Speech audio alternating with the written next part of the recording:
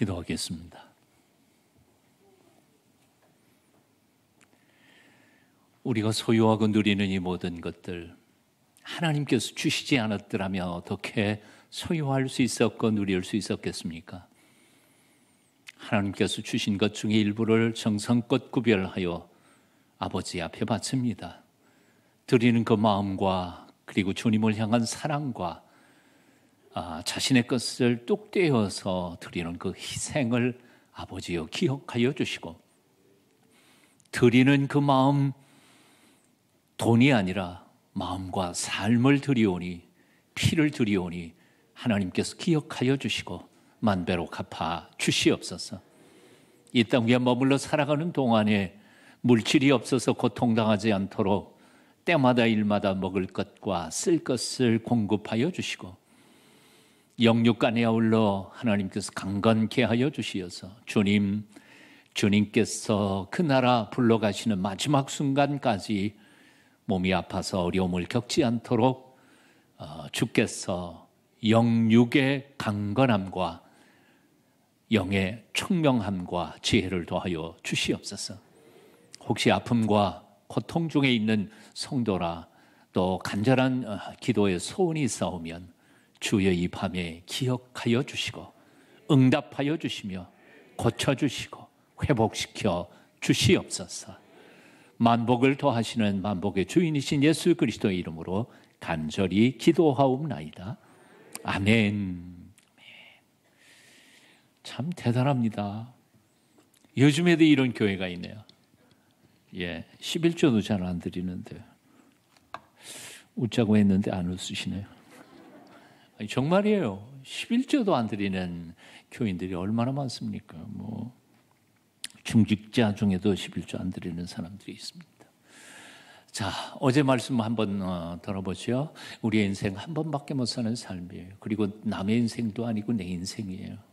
그러니까 만일 아무리 힘들고 어려워도 그냥 쉽게 포기해서는 안 된다. 내 마음속에 삶이 힘들고 어렵다가 보면 가끔씩 포기하고 싶은 생각들, 유혹들을 받죠. 에이, 그만둘까? 그런 생각 들 때에도 우리 자신의 마음속에다가 뭐라고요? 스스로 자기 자신에게 명령해야죠. 아니야, 그럴 수는 없지. 다시 시작해야지. 다시 한 번 더 해보자. 하나님이 도와주실 거야. 아멘. 옆에 있는 사람들도 마찬가지입니다. 우리는 옆에 있는 사람을 엎어지면 옆에서 또 가서 일으켜주면서 아니야, 권사님, 다시 한번 해봐. 하나님 다시 기회 주실 거야. 집사님, 용기 잃지 마라. 다시 한번 해보자. 자식, 얘야, 10번 떨어져도 11번째 붙을 수도 있으니까 다시 한번 해보자. 용기를 잃지 않고 다시 시작하는 우리가 됐으면 좋겠습니다. 자, 그럼 뭐부터 다시 시작할까? 기본부터. 신앙의 기본, 바로 믿음. 어제 믿음에 대한 이야기였습니다. 기독교 신앙의 믿음의 핵심 두 가지를 설명했어요. 절대 믿음. 이 얘기는 꼭 하고 싶어요. 구약 성경에도 그렇고 신약 성경에도 그렇고 신앙에 대하여 결혼과 비유한 말씀들이 참 많잖아요. 호세아서에도 여호와는 우리 남편이라고 고백하고 마치 당신의 백성을 자기 아내로 비유한 말씀들이 있으니까요. 자, 결혼이요, 신앙은. 이제 결혼이 어떻게 해요? 결혼할 때 어떻게 해요? 내 재산은 내 거, 네 재산은 네 거, 딱 계산해갖고 계약서 써서 결혼해요? 그런 사람도 있더라고요, 가끔. 근데 그 결혼은 오래 갈 것 같지 않아요. 진정한 결혼이란 뭐예요? 내 거 다 네 거, 그리고 네 거 다 내 거. 그게 결혼 아니에요? 결혼하면서 신부가 남편 보고 신랑 보고 내 몸이고 뭐고 다 당신 거야. 그런데 내 마음만큼은 내가 해진 그 남자에게 가 있어. 그 여자하고 결혼해요? 절대로 할 수가 없어. 그러니까 돈이고 뭐고 내 마음 100%까지 다 당신 거 다 내 거. 100% 주고받을 때 그게 온전한 결혼이죠. 신앙도 마찬가지예요. 하나님 거 다 내 거. 내 거 하나님 거. 근데 누가 손해일까요? 하나님이 손해시죠. 왜요? 지금 내 거라는 게 있어요, 사실? 내 거라는 거 없어요. 다 하나님이 거저 주신 거지. 요것도 하나님이 주신 거 아니에요? 요게 하나님 거라면 주머니에 있는 거예요? 당연히 하나님 거죠. 그런데 요거는 몰라도 이거는 내 거. 이 말도 안 되는 소리예요. 예. 이거 오늘 가면 우리 예수님께서 말씀하셨던 것처럼 오늘 밤 내 영혼을 도로 찾으리니 그럼 내가 예비한 것이다 누구의 것이 되겠느냐? 예. 그러니까 절대 믿음이라고 하는 것은 그거예요. 하나님 절대. 예. 절대로 하나님만 믿어. 아들도 믿지 말고 부모도 믿지 말고 남편도 아내도 믿지 말고 그러면 저 목사님 좀 수상하다 그렇게 생각할지 모르지만 그 얘기의 깊이 의미를 따지라는 거예요. 믿지 말고 몽땅 다 의심하면서 살라 그런 뜻이 아니에요. 하나님만이 절대적으로 믿을 수 있는 대상이지 다른 거는 미신이에요.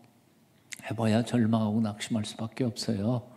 백도 믿지 말고요. 자기 친구도 절대로 100% 믿을 만한 존재가 아니에요. 그 사람을 의심해서가 아니라 그 사람이 나하고 똑같이 연약한 존재이니까 어려움을 겪을 때는 나를 도와줄 수 없다는 사실이지 뭐 배신한다 그런 뜻 아니에요. 예.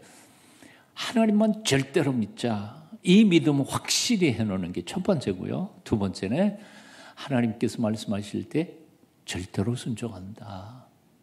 내가 가는 길이 어떤 길인지 모르지만 하나님 나를 사랑하시니까 그리고 하나님 너무너무 사랑하셔서 당신의 하나밖에 없는 외아들 예수니까 죽이시면서까지 나를 구원하시는 하나님이시니까 그러니까 하나님이 내 앞에 가라 그럴 때 엉뚱한 길로 보내실 일은 없지 않아요.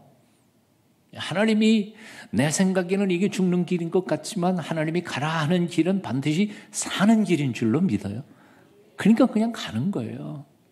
내가 이 길 가면 꼼짝없이 굶어 죽을 것 같지만 그러나 하나님 굶어 죽는 길로 보내실 하나님은 아니시니까 아멘. 내 머리보다는 하나님의 사랑을 믿고 가는 것 절대 순종입니다. 한번 따라해 보시겠습니다. 절대 신앙, 절대 순종. 이 두 가지만 기억하면 될 것 같습니다. 자, 오늘에는 소망이라는 얘기를 하고 싶습니다. 믿음, 소망, 사랑. 그 중에 두 번째 소망 또는 꿈이라고 말할 수 있죠. 고도원 씨가 쓴 꿈 넘어 꿈이라고 하는 책이 있어요. 참 재미있는 책입니다. 여러분도 혹 시간 나면 꼭 한번 사서 읽어보시면 좋겠어요. 이 고도원 씨는 참 글을 잘 써요. 재미있게 써요. 맛깔스럽게 써요. 어렵게 쓰지 않아요. 그래서 보통 사람 누구든지 다 쉽게 읽을 수 있는 책이에요. 그중에 이제 꿈 넘어 꿈이라고 하는 책의 서론 부분에 보면 고도원 씨가 직접 겪은 얘기를 이렇게 쓰고 있어요. 아주 한국의 뛰어난 어느 대학, 모 대학에 가서 강의를 하게 됐어요.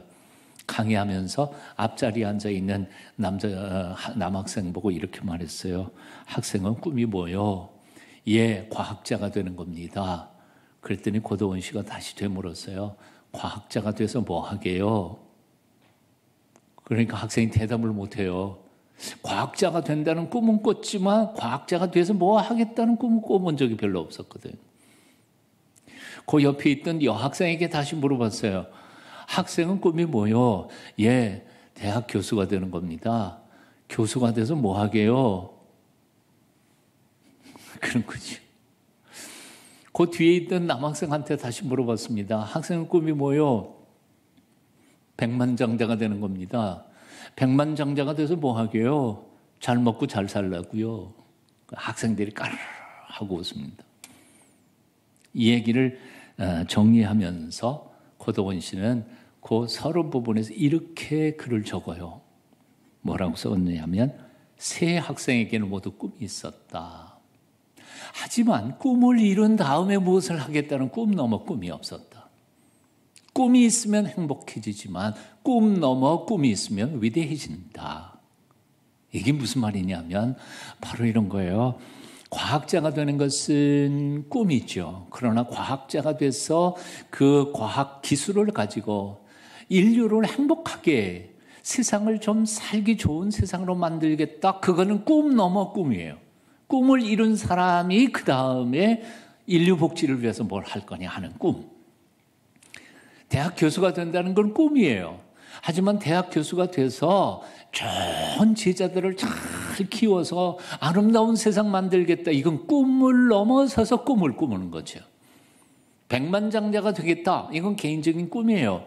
하지만 백만장자가 돼서 돈을 벌어가지고 그 돈으로 양로원도 세우고 병원도 세우고 연구소도 세워서 인류를 행복하게 만들어 가겠다. 꿈 넘어 꿈이라는 거죠. 왜 이해가 되시죠? 그러니까 꿈이라는 것은 다분히 자기 개인적인 거예요. 이기적인 거예요. 자기 중심적인 거예요. 그런데 꿈 넘어 꿈이라고 하는 것은 함께 행복한 거예요. 같이 잘 사는 거예요. 온 세상을 복되게 만드는 거예요. 그래서 차원 높아. 자신의 개인적인 꿈은 이기적이고 본능적이고 뭐 자기 혼자만 좋을지 몰라도 꿈 넘어 꿈을 꾸는 사람은 온 세상을 복되게 만들기 때문에 그래서 꿈꾸는 사람은 행복해질 수 있지만 꿈 넘어 꿈을 꾸는 사람은 위대해진다는 거예요. 대한민국의 정치가라면 꿈꾸는 게 있죠. 다 대통령 되고 싶어. 근데 저는 모르겠습니다. 정치 잘 모르지만 이제까지 겪어온 걸 보면 대통령 된 다음에 대통령이 돼서 이 대한민국을 국민들을 어떻게 잘 살게 할 것인지에 대한 꿈, 거대한 꿈과 비전과 계획을 가진 정치인은 만나본 적이 별로 없어요. 대통령 되려고만 하지 수단 방법을 가리지 않고 그리고 대통령 딱 되고 나니까 뭘 어떻게 해야 될지 몰라. 그래서 그 권력을 엉뚱하게 쓰다가 보니까 별짓을 다 하고는 결국 잡혀 들어가기도 하고 자식들 뭐 밑에 있던 사람들 다 뭐 감옥에 보내고 자기도 고생하고 지금은 청와대가 아니네요. 청와대 들어갔다 5년 후에 나오는 것 보면 다들 뭐예요? 아주 폭삭 늙었어. 그래서 왜 또 그걸 하고 있는지 몰라요. 괜히 지금 제가 열을 올리고 있네요. 이제 이렇게 묻습니다. 이렇게 묻고 싶어요. 여러분의 지금 꿈은 뭔가요? 그리고 두 번째 질문. 그 꿈을 이룬 다음에 여러분은 뭘 어쩌자는 겁니까? 즉 여러분의 꿈 넘어 꿈은 무엇입니까? 사실은 하나님은 어떤 것에 관심을 가지실 것 같아요? 우리의 꿈을 이루는 것에 관심을 가지고 계실까요? 아니면 우리의 꿈 넘어 꿈을 관심을 가질까요? 돈 버는 거 그건 꿈일 거예요. 그런데 하나님이 내가 돈 버는 꿈에 대하여 관심을 가지실까요? 아니요. 여러분한테 돈을 주면 그 돈 가지고 어떻게 살까? 하나님은 관심이 거기가 있는 거지. 그러니까 돈 주면 지 혼자 잘 먹고 잘 살려고 그렇게 살 것 같으면 돈 안 줘. 그러니까 우리가 복되고 하나님께서 복받는 비결은 아주 간단해요. 꿈꾸는 게 아니라 꿈 넘어 꿈을 꾸는 거예요. 그리고 그 꿈 넘어 꿈, 즉 하나님 제가 이 꿈이 있습니다. 그리고 이 꿈을 이루게 되면 저는 또 이렇게 하겠습니다 하는 이 단계, 그 비전을 가지고 있어야 한다는 거죠. 여러분의 오늘 저녁은 조금 축복할까요? 여러분의 꿈이 이루어지기를 축복합니다. 하지만 거기서 그치지 않고 꿈 넘어 꿈이 성취되기를 주님의 이름으로 축복합니다. 꿈 넘어 꿈. 오늘 본문 말씀 잠언 보면 묵시가 없으면 백성이 방자히 행한다 그렇게 표현했어요.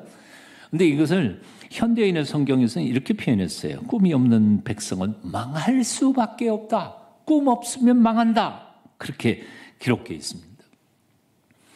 일제시대 때에 일제가 이 나라에 펼쳤던 가장 악랄한 침략 정책이 뭔지 아세요? 가장 악랄한 침략 정책. 뭐 재산을 수탈했다든지 뭐 이 전쟁에 포로로 끌고 간 것보다 더 악랄한 게 있었어요. 그게 뭔고 하니 2천만 동포들의 가슴 속에서 꿈을 빼앗아 가는 거예요.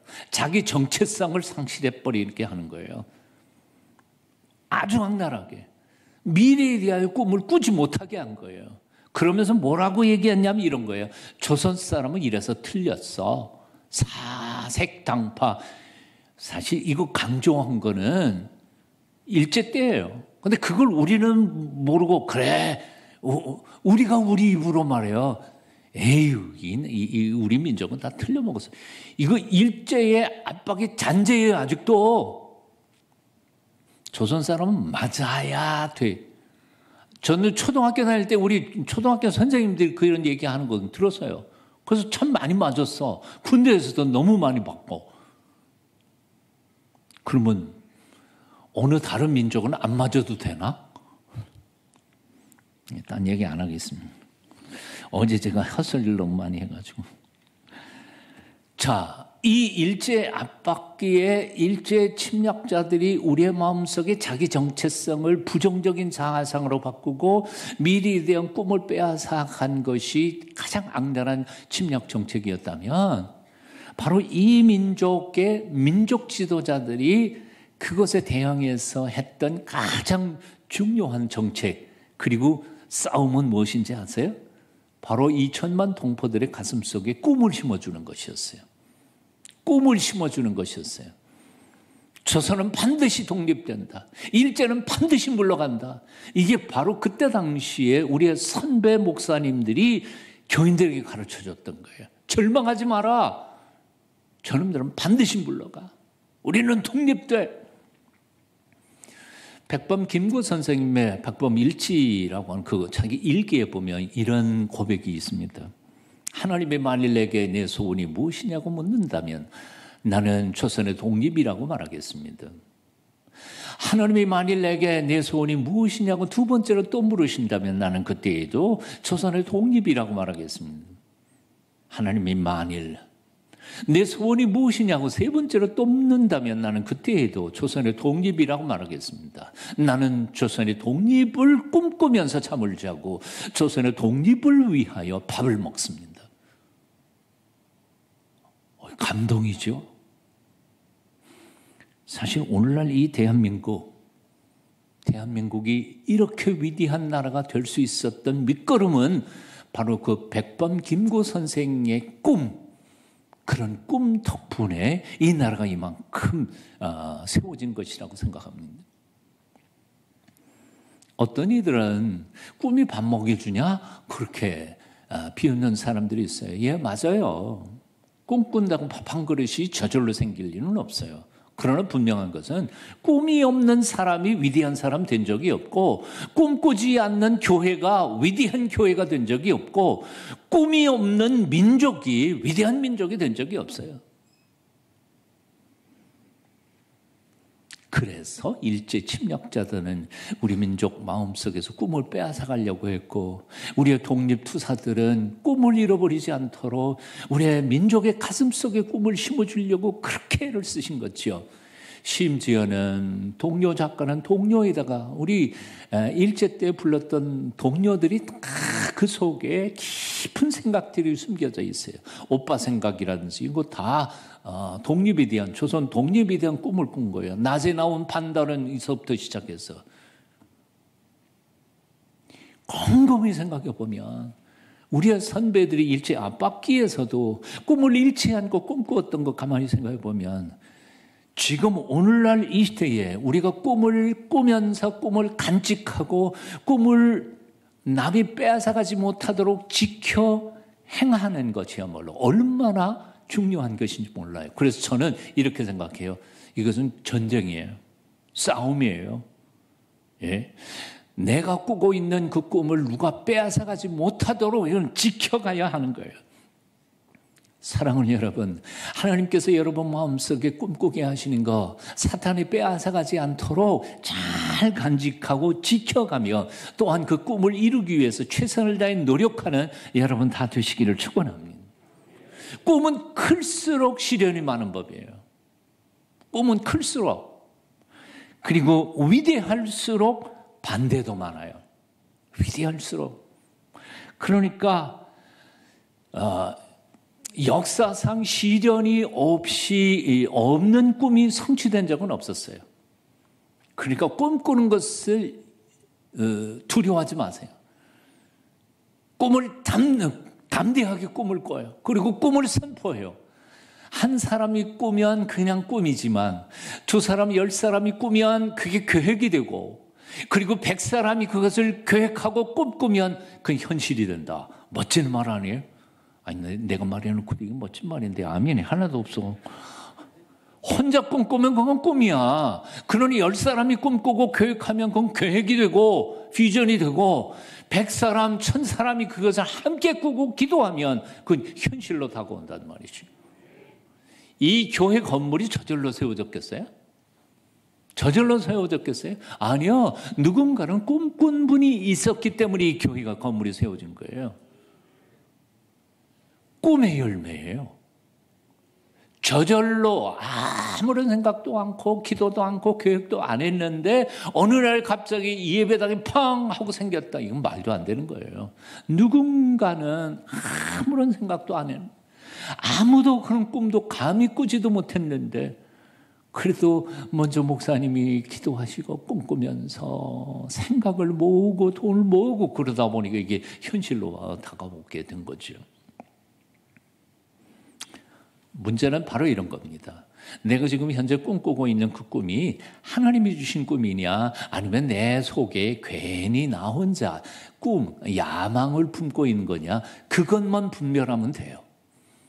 나 혼자 욕심 때문에 이렇게 꿈꾸는 꿈은 절대로 될 일은 없지만, 정말 하나님이 내게 주시는 비전이요 꿈이라면 그거는 안 될 리가 없는 거죠. 오늘 본문에 나오는 그 묵시란 말이 히브리어로는 카존이라고요. 카존이라고 하는데, 이 카존이란 말은 뭐 꿈, 비전, 계시, 예언, 묵시, 환상 이런 말로 번역이 되는데, 이것은 그냥 내 야망, ambition, 젊은이, be ambition 하는 야망을 가지라, 그거하고 차원이 다른 거예요. 야망은 지 혼자 하는 거고, 아까 얘기했던 그냥 개인 꿈이고, 여기 카존이라고 하는 것은 하나님의 거룩하신 뜻이 나의 삶 속에서 우리 공동체에서 이루어지기를 갈망하는 하나님의 사람들에게 보여주시는 하나님의 계시, 비전, 그게 바로 카존인 거지. 그래서 이런 하나님이 주시는 비전과 계시, 이 비전, 이 꿈, 이 환상이 가득한 무리 속에는 하나님의 기적이 나타날 수밖에 없는 거예요. 이 꿈이 가득한 그리스도인들, 성도들은 힘을 얻어요. 기쁨이 넘쳐요. 찬송의 기쁨이 넘치고, 가진 것 없어도 용감해요. 예? 뭐 아는 거 없어도 용감해요. 왜? 전능하신 하나님이 이루실 거니까 뭐 고민할 게 없잖아요. 그러나 이 비전, 카존이 없는 그리스도인들은 꿈이 없으니까요, 힘이 없어요. 교회가 이 카존을 회복할 때 그 교회는 부흥하고, 그 교회를 통해서 하나님은 영광을 받으시지만, 교회가 이 꿈을 잃어버리면 목사님은 엉뚱한 목회하고, 장로님들은 다 딴 생각하고, 교인들은 뭐 또 다 자기 개인 꿈만 꾸기 때문에 그런 교회는 하나님 앞에 들어 쓰임 받을 수가 없는 거지요. 꿈이 없으면 백성이 망한다. 다시 말해요. 꿈이 없으면 망하는 거지 돈이 없으면 망하는 게 아니에요. 꿈을 주신 하나님은 돈은 주시게 돼 있어요. 전능하신 하나님 앞에 뭐가 모자라겠어요?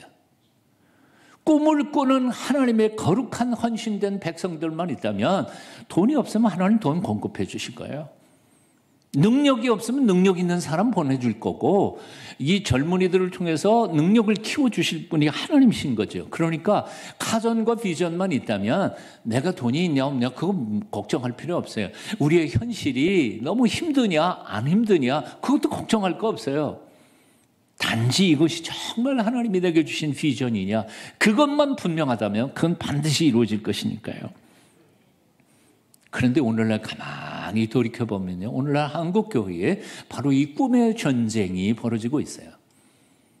예, 특별히 코로나 팬데믹 이후에 한 3, 4년쯤 지나가다가 보니까 목사님들도 좌절하고 장로님들도 낙심하고 그래서 이제 현실 감각이 생기기 시작했어. 믿음이 아니라.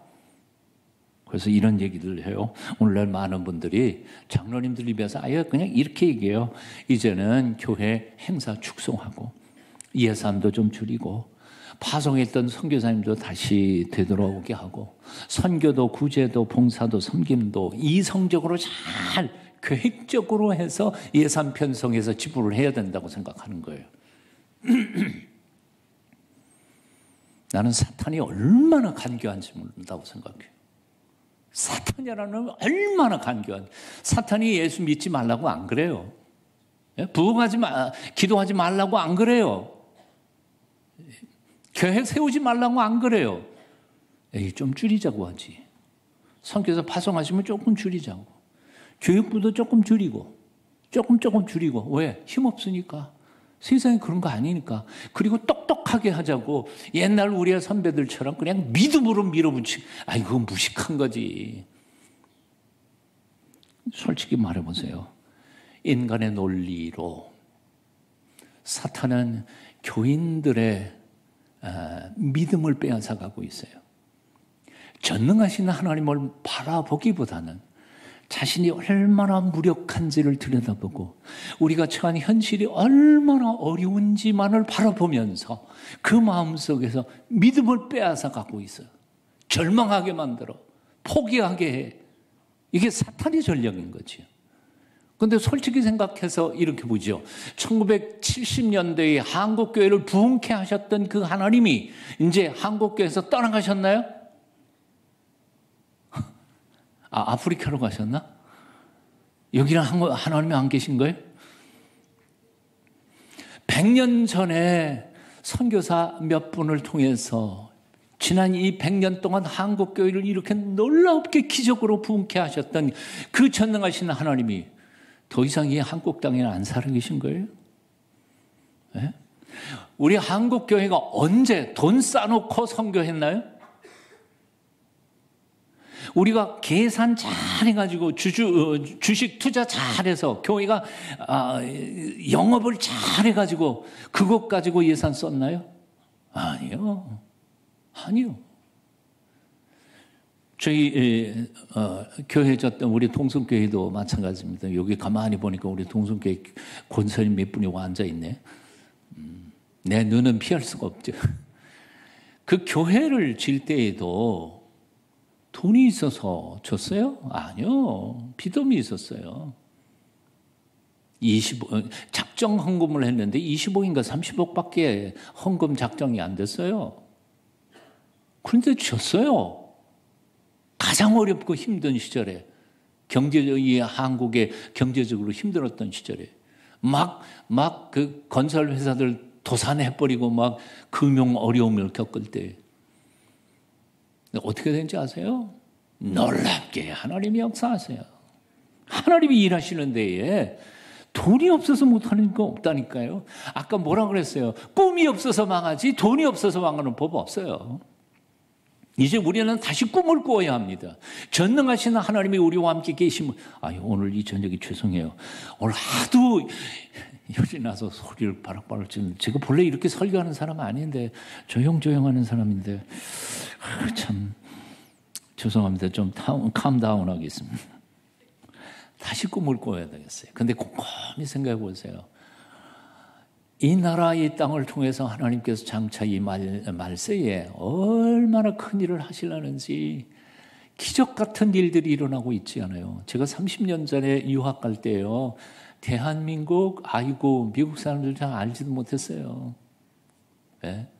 기껏해서 어디서 왔냐? 코리아에서 왔다. 6.25 전쟁 그 얘기만 해요.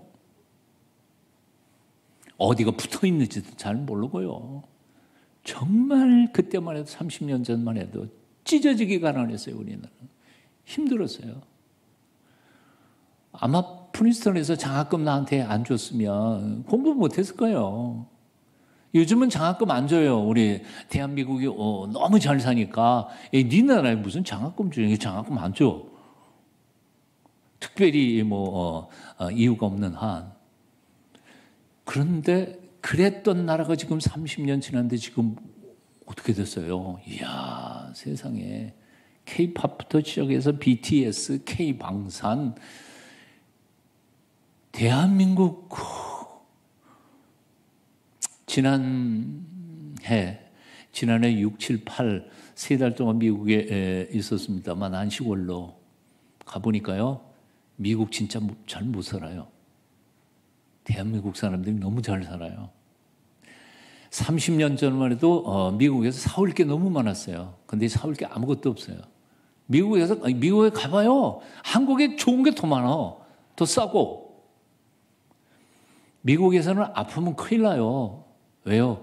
아파서 병원 한번 가면 그냥 돈 그냥 빚.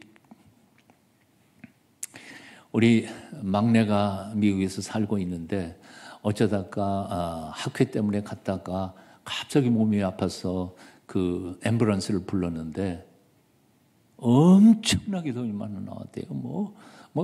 2,000불인가 3,000불 앰뷸런스 비를 냈는데 우리 대한민국 앰뷸런스 불렀다고 그렇게 돈 내요?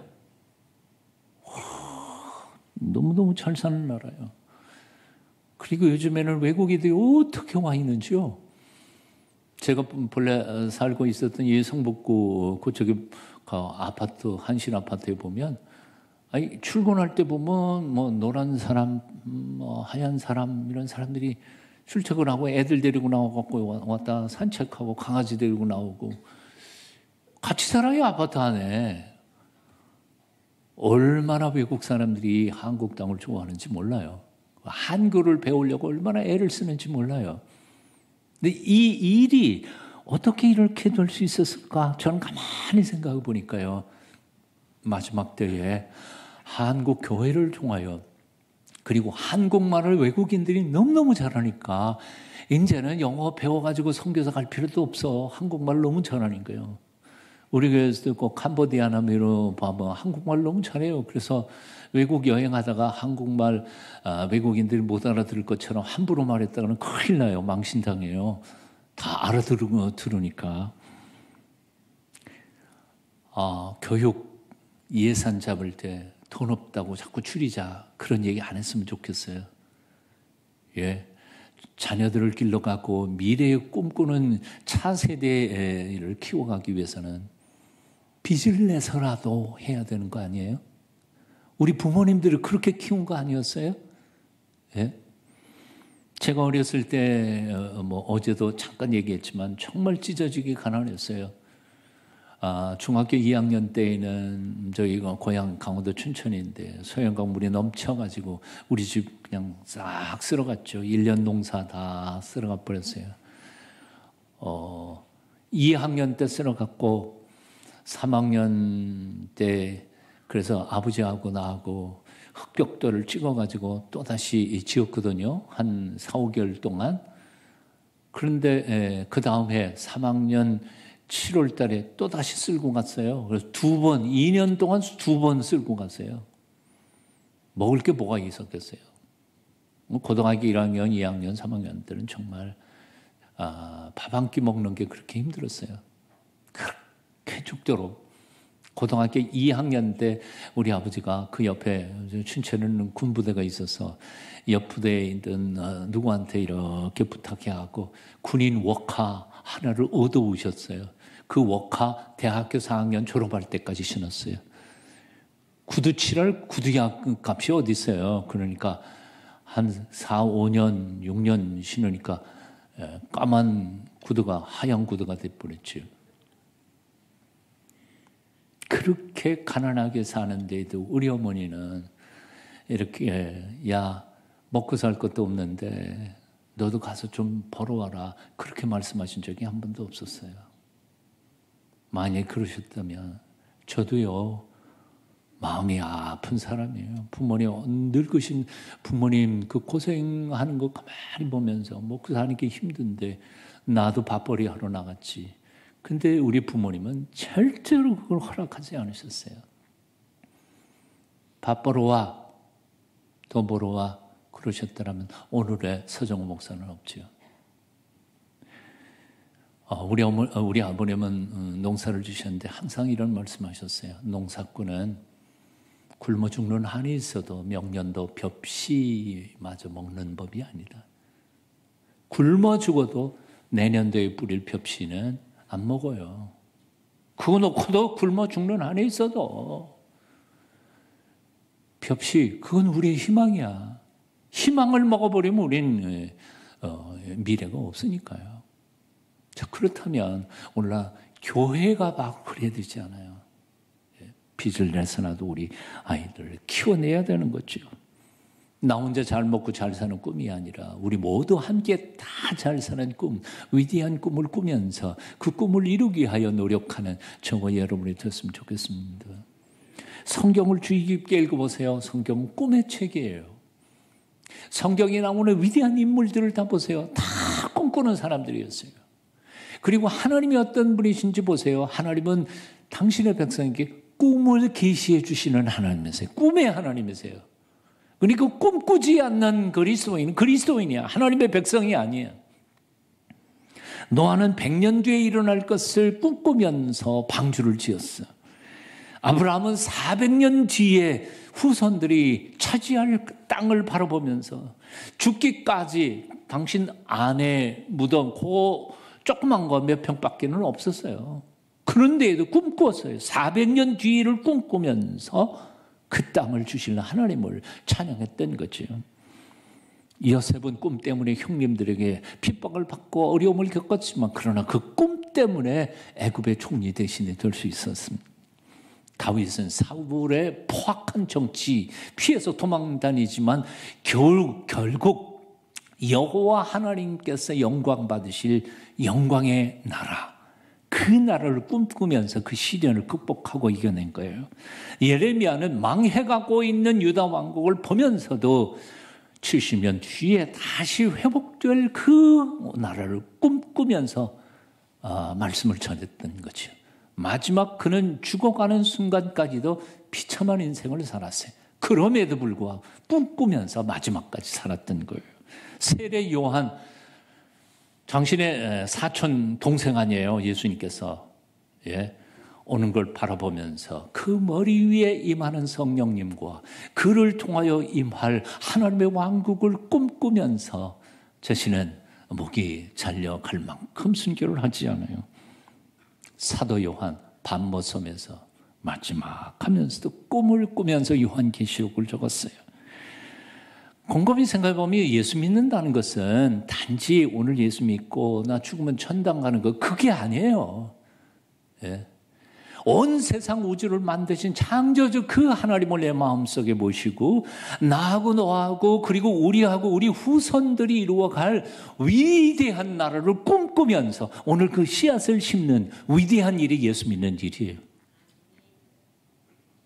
대단한 거 아니에요? 우리 자신의 자기 정체성에 대해서 좀 담대한 용기를 가졌으면 좋겠다는 생각이 들어요. 인생은 열정 없이 되는 건 없습니다. 지난 역사 속에서도 열정과 꿈을 꾼 사람들에 의하여 세상은 아름답게 여기까지 키워온 것이었어요. 재미있는 게 있어요. 코카콜라 회장, 맨 처음 회장은 내 혈관을 흐르는 거는 피가 아니라 코카콜라다 그랬대요. 미쳐도 완전히 그 정도는 미쳐야 회장이 되는 거예요.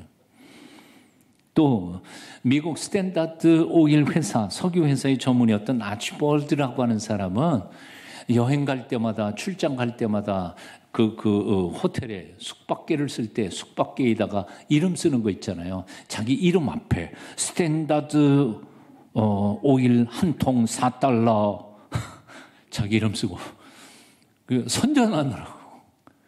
결국은 록펠러 다음에 자기 그 석유 회사의 회장이 된 거지. 그런 꿈을 꿔야 회장도 되는 거란 말이죠. 이용도 목사님 부흥회 때마다 이렇게 말씀하셨어요. 미치자, 크게 미치자. 예수를 위해 미치는 것만이 우리의 목표다. 오늘도 한번 미쳐볼까요? 한번 따라해 보세요. 미치자. 미치자. 예수를 위해 미치는 것만이 우리 신앙의 목표다.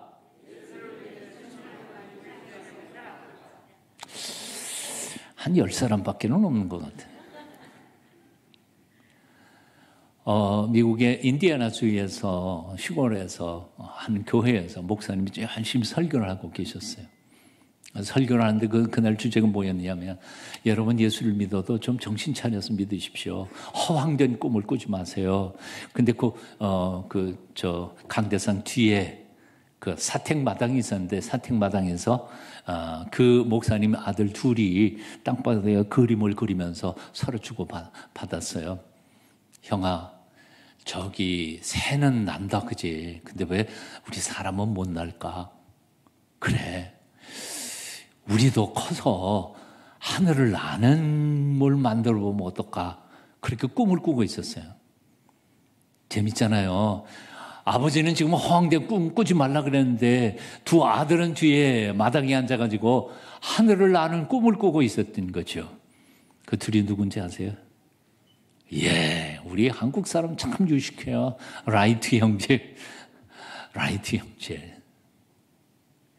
참, 라이트 형제가 그 멍청한 말도 안 되는 꿈을 꾸지 않았더라면 지금의 이 비행기들이 날아갈 수 있을 것 같아요.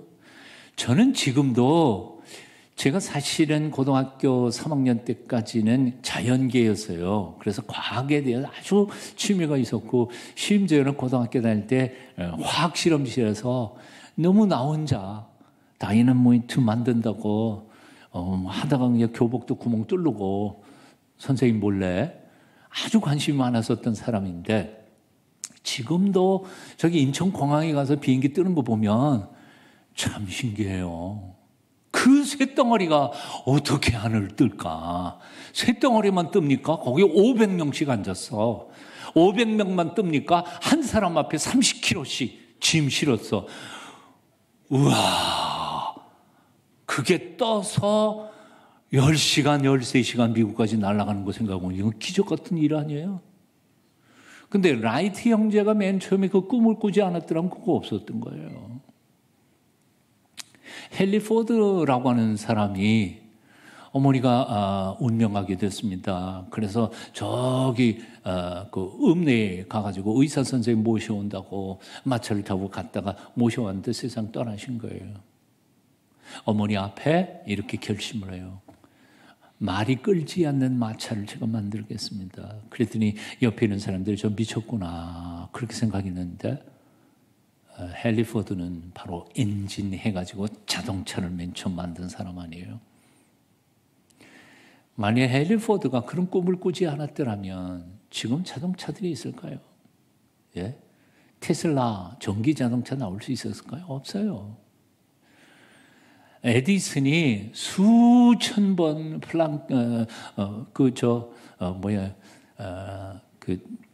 이제는 말도 생각이 안 나네요.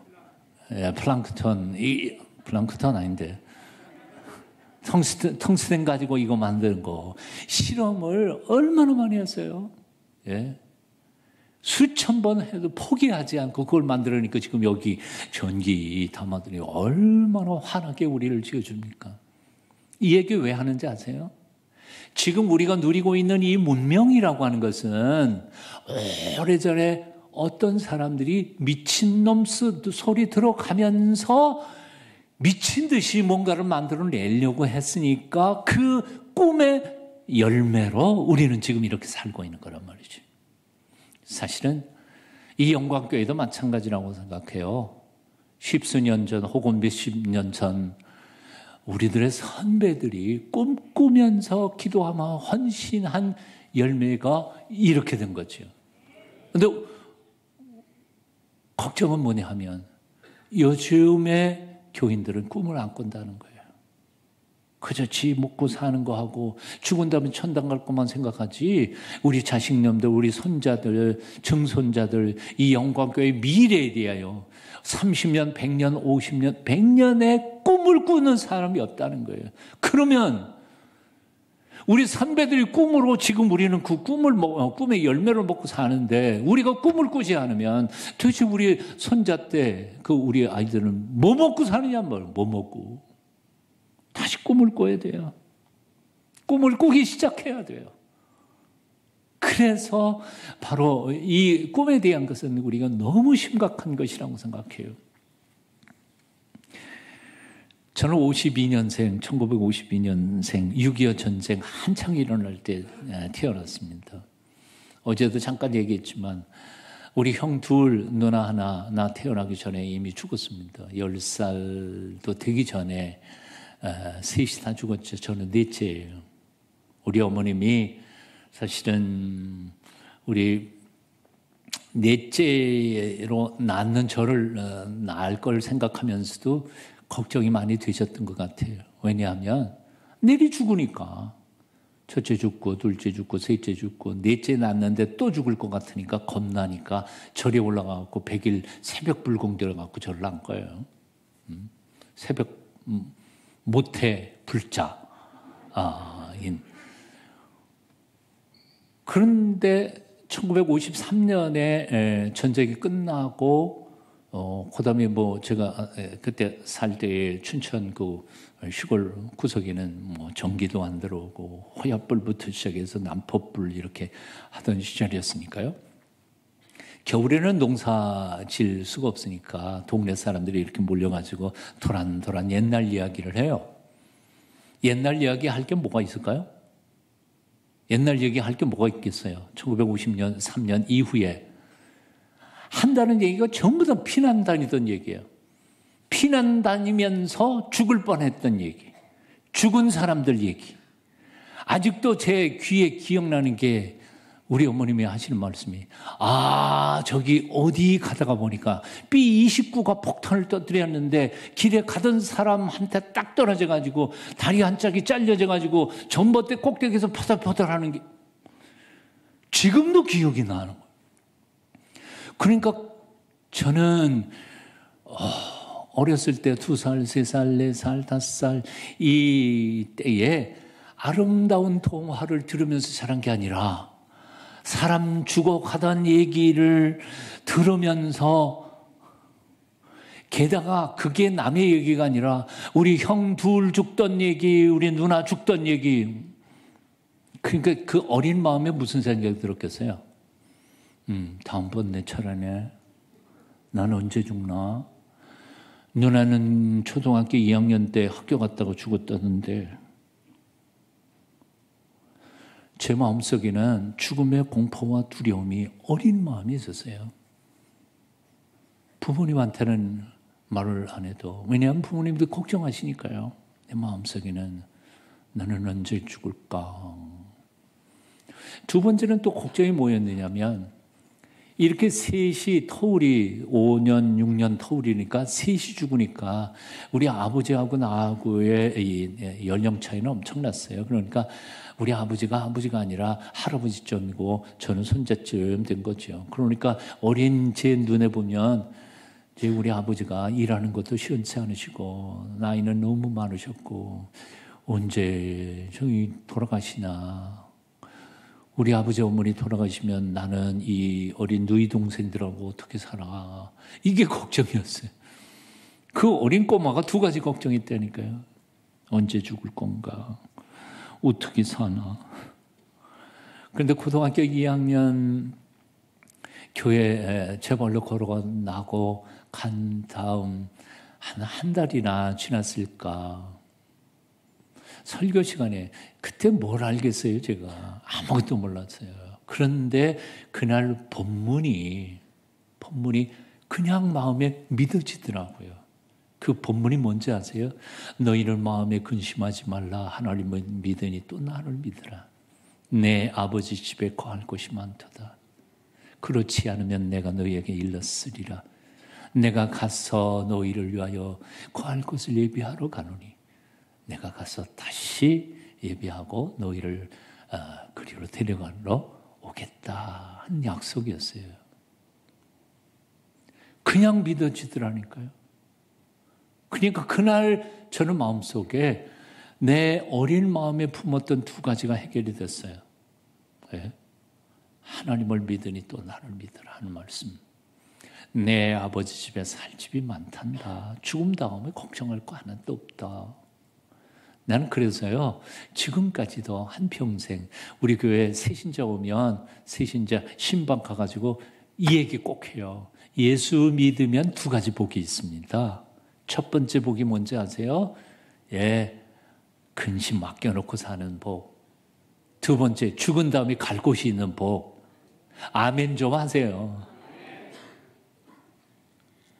그동안은 아이고 이걸 어떡하나, 자식 걱정, 남편 걱정, 직장 걱정, 돈 걱정, 몸 걱정, 조금만 아파도 나 이러다 죽지, 그런 걱정하고 살았는데 이제는 예수 믿으면 첫 번째 뭐예요? 하나님을 믿으니 또 나를 믿으라. 예수님께서 그렇게 말씀하셨어요. 왜 그렇게 걱정하냐?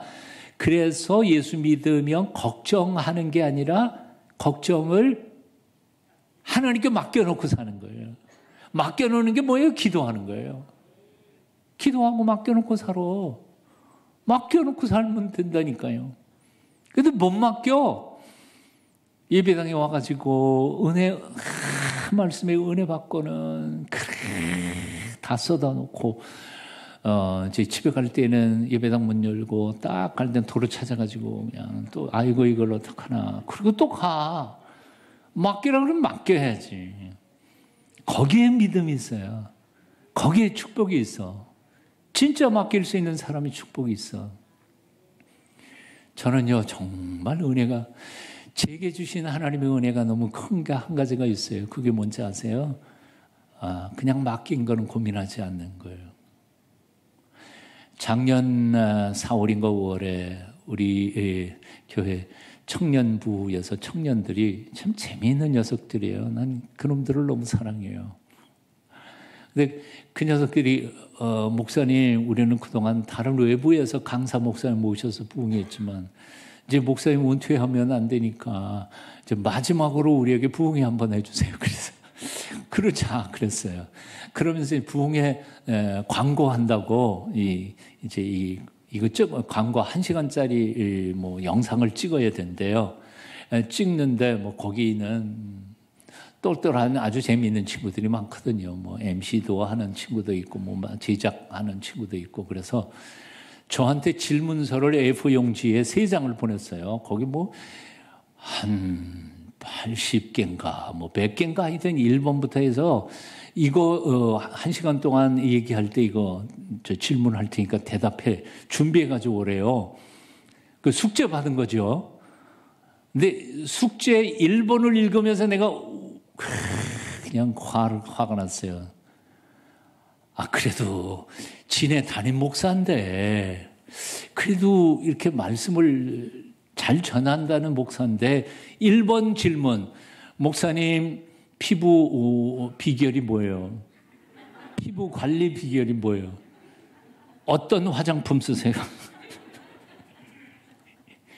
그래서 내가 화를 버럭 내서 이놈들이 말이야 이렇게밖에 낮은 질문밖에 못하냐? 근데 하여튼 아이들은 심각했던 거예요.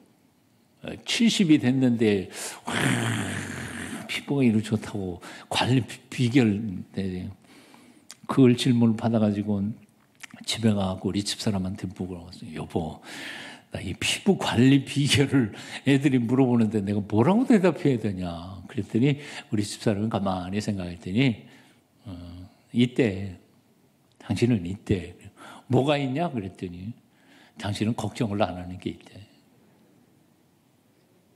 그래요. 여러분 저라고 걱정이 없겠어요? 근심이 없겠어요? 목회하는 담임 목사가 고민 없겠어요? 근데 참 하나님이 제게 주신 은혜가 뭔지 아세요? 저는 고민, 근심해서 짧으면 하룻밤 못 자고 길면 한 2, 3일 못 자요. 그리고 하룻밤 못 자면서 하나님 앞에 생각하고 그거 맡겨놓는 시간이 있는데 일단 하나님께 맡겨놓은 문제에 대해서는 다시 한번 생각하는 적이 없어요. 그게 은혜예요. 하나님께 맡겨놓으면. 피부 관리 비결 오늘 가르쳐드렸어요. 1년 뒤에 여러분 얼굴이 얼마나 좋아졌는지 한번 맡겨놓으세요. 기도할 수 있는데 왜 걱정하십니까? 기도하면서 왜 염려하십니까? 저보고 독창하라는 거예요? 같이 부르십시다. 주님 앞에 무릎 꿇고 긴구해 보세요. 마음을 정결하게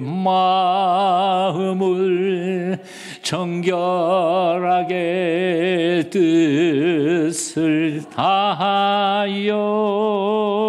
아멘. 거기까지. 기도할 수 있는데 왜 걱정하세요? 기도하면서 왜 걱정해요? 맡겨놓고 사십시다. 하나님이 우리에게 주신 축복 아니에요.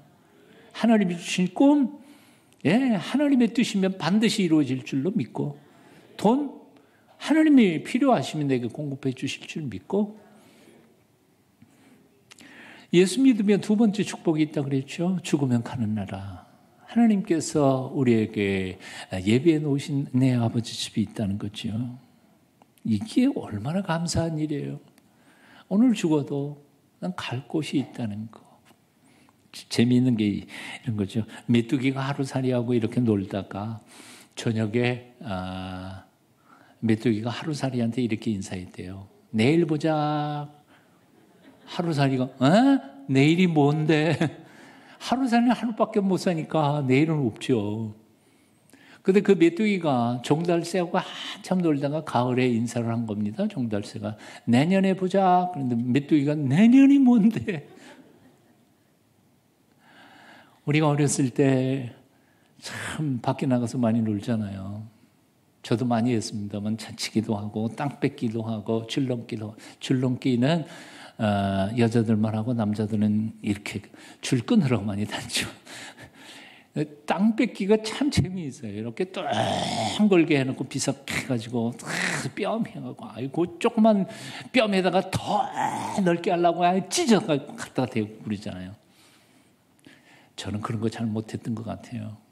기껏 해봐 요만큼 나중에 뺏기고 막 그러는데 그렇게 하루 종일 재밌게 놀다가 해가 서산에 딱 질 때쯤 되면 동네에서 엄마들이 소리를 부르죠. 철수야 밥 먹어. 영희야 밥 먹어. 그러면 그냥 그 땅 어떻게 해요?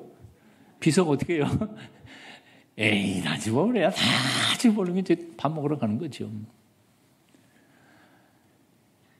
해가 서산에 지고 엄마가 부를 때 돌아갈 수 있는 집이 있는 아이는 행복한 아이예요. 아무리 하루 종일 잘 놀았어도 해는 뉘엿뉘엿 지는데 갈 곳 없는 아이는 정말 불쌍한 아이예요. 한평생 아무리 번들어지게 돈 많이 벌고 높이 올라가고 뭐 권력에 떵떵거리면서 살았다 할지라도 마지막 숨을 거두는 순간 어디로 가야 할지 모르는 영혼은 정말 불쌍한 영혼이에요. 예. 삼성의 그분이 그래서 질문을 했다 그러잖아요. 예. 천국이 정말 있어요? 없어요? 등등 몇 가지 질문을. 우리에게는 하나님의 나라가 있음을 믿습니다.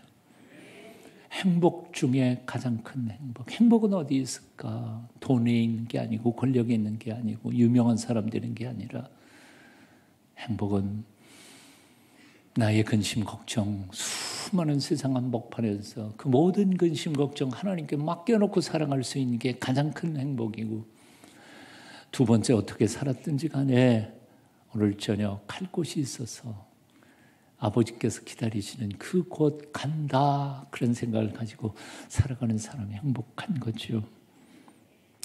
이제 걱정 근심하지 마십시다. 오히려 나 죽는 것보다는 나 죽은 다음에 우리 딸들 아들들 우리 손자 손녀들 그리고 이 영광교회의 미래에 대하여 50년 100년 200년을 꿈꾸면서 올해가 하나님 앞에서 어떤 헌신을 할 수 있을지 그 꿈의 씨앗을 심으면서 살아가는 그래서 하나님께서 큰 영광을 받으시는 멋진 영광교회 교인들이 다 되실 수 있기를 축원합니다. 얘기 하나만 하고 말씀 드리겠습니다.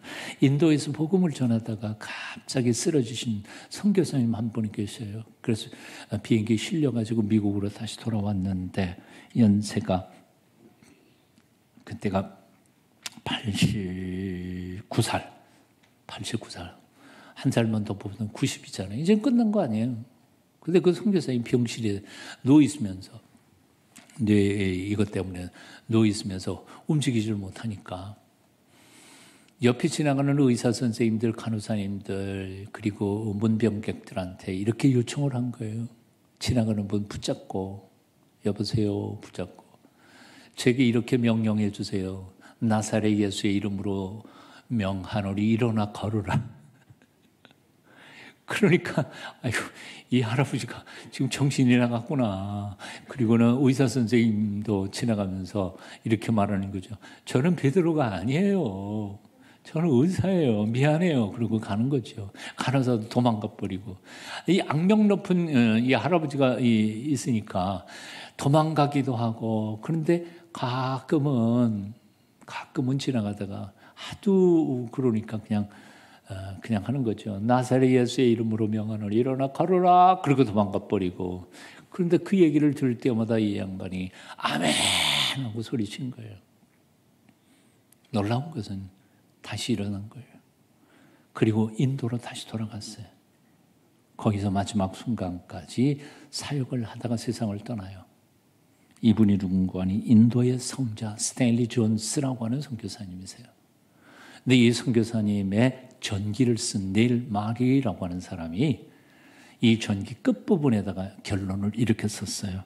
그는 하나님께서 마침표를 찍으실 때까지 자신이 결코 쉼표를 찍지 않았다. 와, 멋진 말 아니에요? 하나님이 마침표 찍기 전까지는 89세든 90이든 상관없어. 끝까지 쉬지 않고 달려갔다는 거지. 저도 이제 은퇴했습니다만 그러나 하나님께서 또 다른 사명 주셔서 이제 새롭게 다시 달려가려고 합니다. 그렇습니다. 나이는 상관없어요. 오늘도 여기 연세 드신 분들이 좀 많이 있습니다만 앞으로 몇 년 더 산다고 아무렇게나 대충 사실래요? 아니요. 하나님이 여태까지 살려놓으신 데는 하나님의 뜻이 있는 줄로 믿습니다. 얘기 하나만 더 하겠네요. 우리 장로님 한 분이 장로님이 장모님을 모시고 사셨어요. 근데 그 장모님 기도를 정말 많이 하시는 분이셨어요. 제가 안식년 때 이제 떠나게 됐는데 장로님이 저한테 전화를 했어요. 목사님, 아무래도 우리 장모님이 우리 권사님이 오늘 내일 하세요. 곡기를 끊은 지 벌써 나흘이 지났는데 목사님이 안식년 떠나가면 그거 사이에 돌아가실 것 같아요. 그러니까 오셔서 마지막 신방 좀 해주세요. 그래서 갔어요. 가가지고 마지막 그 설교를 하고 또 찬송 여러 곡 부르고 위로하고 격려했는데 권사님은 곡기를 끄든지 나흘 닷새 됐는데도 돌아가실 생각이 안 해요. 다음에 봅시다 그러더라고요. 그래서 외국에 갔어요.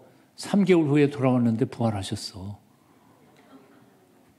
그러니까 제가 신방 가고 그 다음날 다시 부활하셨대. 그래서 식사도 잡수시고 그러고 다시 사셨어요. 그리고 1년을 더 사시고 1년 뒤에 장례를 치루었어요. 근데 왜 이렇게 됐을까 하고 그 1년 동안을 살펴보니까 이 권사님이 정말 기도 많이 하시는 분이세요. 정말 기도 많이 하시는 분이세요. 그 안식년 떠날 때 첫 번째 장소가 바로 비엔나였는데 이 권사님이 나보고 뭐라 하는지 아세요? 날짜 딱 들으시고는 목사님 저기 이 TV 보시는 분 아니에요. 핸드폰, 아이폰 그거 하는 분 아니에요. 아무것도 몰라. 네, 지금은 비엔나가 비가 오는데요. 목사님 도착할 때쯤이면 비가 활짝 깨서 목사님 계실 때는 참 좋겠네요. 그래서 나는 그냥 흘려들어서 내 기도 속에서 이분은 받은 거예요. 그 후로 제가 장례식을 치르면서 곰곰이 생각해 보니까 1년 동안 나라와 민족을 위해서 기도하시고 그 사위하고 딸, 자식들, 손자들 위해 기도하고 심지어는 저를 위해서도 기도하는 기도가 깊이 그런 말씀을 하세요. 기도의 빚을 다 갚기 전까지는 하나님이 불러가시지 않으실 것 같다. 그런 말씀을 하셨는데 정말 그래요. 하나님께서 살려두시는 이유가 있습니다. 그 일 꼭 하셔야 돼요. 믿음의 아름다운 소망의 씨앗들을 뿌리시면서 이후에 영광교회 후손들, 믿음의 후배들이 영원히 기억하실 위대한 하나님의 사람들로 사시기를 축원합니다. 기도하겠습니다. 우리의 영원한 꿈과 소망이 되시는 살아계신 주 예수님, 우리 현재의 삶이 아무리 어렵고 힘들어도 우리를 향하신 그 놀라운 계획과 소망으로 인하여 끝까지 잘 참고 전진할 수 있게 도와주시옵소서.